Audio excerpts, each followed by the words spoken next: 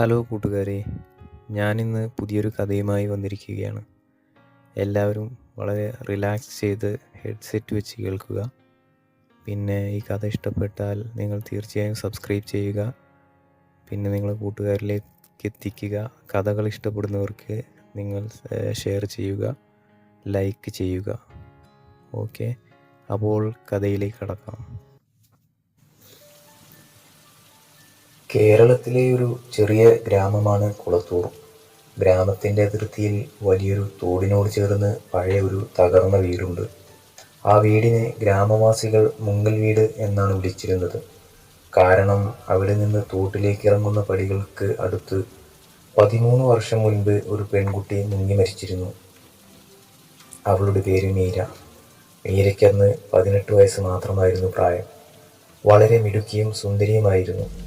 പക്ഷേ അവളുടെ അച്ഛൻ ഒരു മദ്യപാനിയും ക്രൂരനുമായിരുന്നു.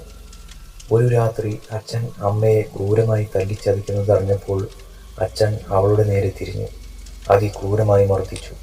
മർദ്ദനം സഹിക്കവയ്യാതെ ആ രാത്രി മീര തോട്ടിലേക്ക് ഓടി. അവൾക്ക് നീന്തൽ അറിയുമായിരുന്നില്ല.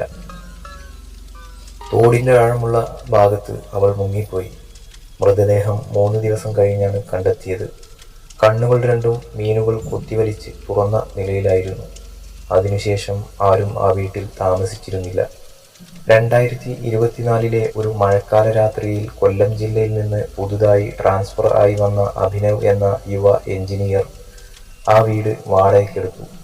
ഗ്രാമത്തിലെ മറ്റു വീടുകളെല്ലാം താമസക്കാർ നിറഞ്ഞതോടെ അവന് മറ്റ് ഓപ്ഷനുകൾ ഉണ്ടായിരുന്നില്ല.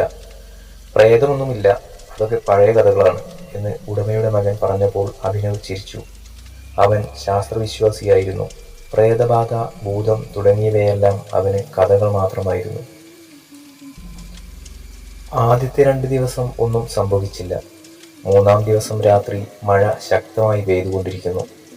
അഭിനവ് ലാപ്ടോപ്പിൽ ജോലി ചെയ്തുകൊണ്ടിരിക്കെ തോടിൻ്റെ ഭാഗത്ത് നിന്ന് ഒരു ശബ്ദം കേട്ടു.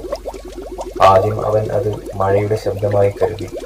പക്ഷേ ശബ്ദം തുടർച്ചയായി വന്നുകൊണ്ടിരുന്നു. അവൻ ടോർച്ചെടുത്ത് പുറത്തിറങ്ങി. തോടിൻ്റെ പടികളോട് ചേർന്ന് നിന്നപ്പോൾ വെള്ളത്തിനുള്ളിൽ നിന്ന് ഒരു വെള്ളവസ്ത്രം മിന്നി. അടുത്തു ചെന്നപ്പോൾ ഒന്നുമില്ല. രാത്രി 2 മണിക്ക് അവൻ ഉറങ്ങാൻ പോയി. പുലർച്ചെ 3 മണിക്ക് മുറിയിൽ വെള്ളം മുഖത്തേക്ക് തെറിച്ചപ്പോൾ അഭിനവ് ഞെട്ടി ഉണർന്നു. മുറിയിൽ തോട്ടിലെ വെള്ളത്തിൻ്റെ മണം. അവൻ എഴുന്നേറ്റ് നോക്കിയപ്പോൾ ജനലിനടുത്ത് ഒരു പെൺകുട്ടി നിൽക്കുന്നു. നനഞ്ഞ മുടി മുഖത്തേക്ക് പടർന്ന് വെള്ളവസ്ത്രം ശരീരത്തോട് ചേർന്ന് ഒട്ടിനിന്നു. അവളുടെ കണ്ണുകൾ അവ തുറന്നിരുന്നു. പക്ഷേ കൃഷ്ണമണികൾ ഉണ്ടായിരുന്നില്ല. വെറും വെള്ള നിറം മാത്രം. അഭിനവ് ആ കാഴ്ച കണ്ട് ഉച്ചത്തിൽ അലറിക്കരയാൻ ശ്രമിച്ചു. പക്ഷേ ശബ്ദം തൊണ്ടയിൽ കുടുങ്ങി. അവൻ ഷോക്കടിച്ചതുപോലെ നിന്നു. പെൺകുട്ടി മെല്ലെ മുന്നോട്ട് വന്നു. അവളുടെ കാൽക്കീഴിൽ വെള്ളത്തുള്ളി വീഴുന്ന ശബ്ദം മാത്രം കേൾക്കാമായിരുന്നു. അവൾ അഭിനവിൻ്റെ കട്ടിലിനരികിൽ വന്നു നിന്നു. എന്നിട്ട് അവൾ മന്ത്രിച്ചു, "എൻ്റെ കണ്ണുകൾ നീ കണ്ടോ?" അഭിനവിൻ്റെ ശരീരം വിറച്ചു. അവൻ തലയാട്ടി. "അവ എൻ്റെ അച്ഛനെടുത്തു. അയാൾ എൻ്റെ കണ്ണുകൾ വെട്ടിമാറ്റി. അതിനുശേഷം മാത്രമാണ് എന്നെ തോട്ടിലിട്ടത്. ആരും അറിഞ്ഞില്ല. എല്ലാവരും പറഞ്ഞു ഞാൻ സ്വയം മുങ്ങി മരിച്ചു എന്ന്." അഭിനവിൻ്റെ ശ്വാസം നിന്നുപോയി. "എനിക്കെൻ്റെ കണ്ണുകൾ വേണം," അവൾ പറഞ്ഞു. "നീ എനിക്ക് കണ്ണുകൾ തരുമോ?" അഭിനവ് ഒന്നും മിണ്ടാതെ തലയാട്ടി. പെൺകുട്ടി പുഞ്ചിരിച്ചു. അവളുടെ പുഞ്ചിരിയിൽ പല്ലുകൾ ഉണ്ടായിരുന്നില്ല. "നാളെ രാത്രി നീ എൻ്റെ അച്ഛനെ കാണണം. അയാൾ ഇപ്പോഴും ജീവിച്ചിരിപ്പുണ്ട്. 3 ഗ്രാമം അകലെ ഒരു പഴയ വീട്ടിലാണ്. അയാളുടെ പേര് രാഘവൻ. നീ അയാളോട് ചോദിക്കണം, മീരയുടെ കണ്ണുകൾ എവിടെ എന്ന്. അയാൾ പറയും. പിന്നെ നീ എനിക്കത് കൊണ്ടുവന്ന് തരണം," അവൾ പറഞ്ഞു. അവൾ തിരിഞ്ഞു നടന്നു. ജനലിലൂടെ പുറത്തേക്ക് പോകുന്നതിന് മുൻപ് ഒരു വാക്കുകൂടി പറഞ്ഞു. "നീ ആരോടും ഇത് പറയരുത്. പറഞ്ഞാൽ നിന്റെ കണ്ണുകളും ഞാനെടുക്കും." അടുത്ത ദിവസം അഭിനവ് ഗ്രാമത്തിലെ ഒരു വയോധികനോട് രാഘവനെക്കുറിച്ച് ചോദിച്ചു. വയോധികൻ വിറച്ചു. "രാഘവൻ? അയാൾ ജീവിച്ചിരിപ്പുണ്ടോ?" "അയാൾ മരിച്ചിട്ട് 5 വർഷമായി. അവൻ്റെ മൃതദേഹം തോട്ടിൽ തന്നെ കണ്ടെത്തിയതാണ്. കണ്ണുകൾ ഇല്ലാതെ." അഭിനവിൻ്റെ ശരീരം തണുത്തു. അന്നു പുലർച്ചെ 3 മണിക്ക് അവൾ വീണ്ടും വന്നു. "കൊണ്ടുവന്നോ എൻ്റെ കണ്ണുകൾ?" അഭിനവ് വിറച്ചുകൊണ്ട് പറഞ്ഞു. "നിന്റെ അച്ഛൻ, അയാൾ മരിച്ചു." പെൺകുട്ടി ഒരു നിമിഷം നിശബ്ദയായി. പിന്നെ അവൾ ചിരിച്ചു, ഒരു ഭയാനകമായ ചിരി. അപ്പോൾ നിന്റെ കണ്ണുകൾ തന്നെ മതി. അഭിനവ് ഓടാൻ ശ്രമിച്ചു, പക്ഷേ അവൻ്റെ കാലുകൾ നിലത്ത് ഒട്ടിപ്പിടിച്ച പോലെ ആയിരുന്നു. അവൾ അവൻ്റെ മുഖത്തേക്ക് അടുത്തു. അവളുടെ കൈകൾ തണുത്ത വെള്ളം പോലെ അവൻ്റെ കണ്ണുകളിൽ തൊട്ടു. ഭയപ്പെടേണ്ട, ഞാൻ നിന്നെ സ്നേഹിക്കുന്നുണ്ട്.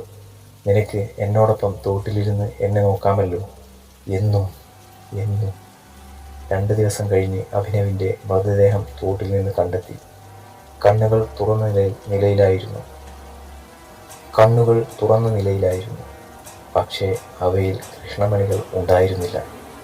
വെറും വെള്ള നിറം മാത്രം. കുളത്തൂരിലെ ആളുകൾ ഇപ്പോഴും പറയുന്നു, മഴക്കാല രാത്രികളിൽ ആരെങ്കിലും ആ വീടിനടുത്ത് പോയാൽ തോട്ടിനകത്ത് കണ്ണുകളില്ലാത്ത ഒരു പെൺകുട്ടിയുടെ രൂപം പൊങ്ങി വരുന്നത് കാണാമെന്ന്. ഈ കഥ കൂട്ടുകാർക്ക് ഇഷ്ടപ്പെട്ടെന്ന് വിചാരിക്കുന്നു.